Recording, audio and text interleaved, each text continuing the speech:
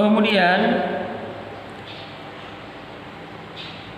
sambungan daripada pembahasan mukallaf, pekerjaan-pekerjaan yang dilarang bagi orang yang berhadas besar.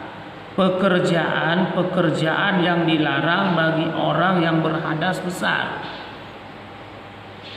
Ya, bagi orang yang berhadas raya dilarang katanya. Surah baru inang hadas raya haid nifas. Yang hadas raya. Surah ragam yang adalah bahaya raya tu. Yang mani itu. Yang pertama sembahyang, haram sembahyang bagi orang berhadas raya. Yang kedua tawaf. Yang ketiga menyentuh Al-Quran. Yang keempat membawa Al-Quran. Yang kelima membaca Al-Quran. Yang keenam berhenti di masjid. Yang adalah apabila dolang dan mahadas, haram apabila katanya tak kubut adanya. Berlima macam tersebut. Kemudian bacaan niat mandi. Nawaitu raf'al hadasil akbari an jami'il badani fardha lillahi ta'ala. Sehaja aku mengangkatkan hadas besar dari seluruh badan, fardu karena Allah Ta'ala. Yang adalah niat fardu mano wajib. Niat mano wajib. Kemudian mandi sunat. Ya, mano yang disunatkan. Ini benar ni. Ni anak-anak ni anak pun nak mano sunat. Mandi sunat karena yang akan tersebut ini. Satu, bersembahyang Jumat, hijab Jumat, sunat namanya.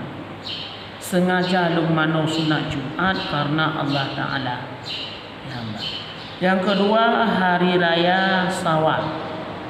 Tak nak jak sembahyang orang raya. Sembahyang orang raya puasa. Sunat namanya.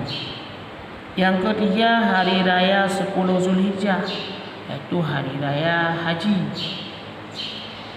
Yang keempat, gerhana bulan dan matahari, sunat untuk amano.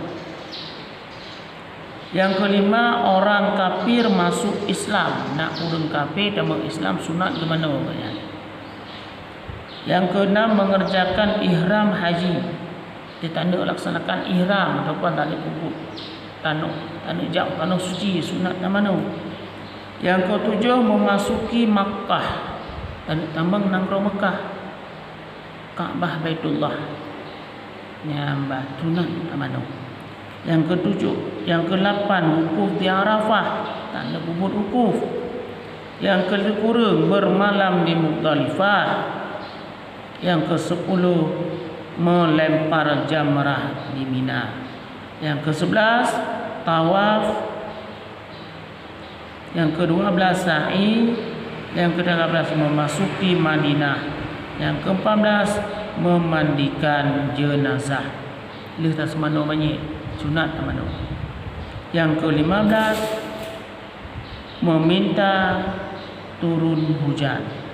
Ya, laki doa bui hujan Allah. Sunat amano. Bacaan niatnya ya. Nawaitul ghusla li'idil fitri sunatan lillahi ta'ala.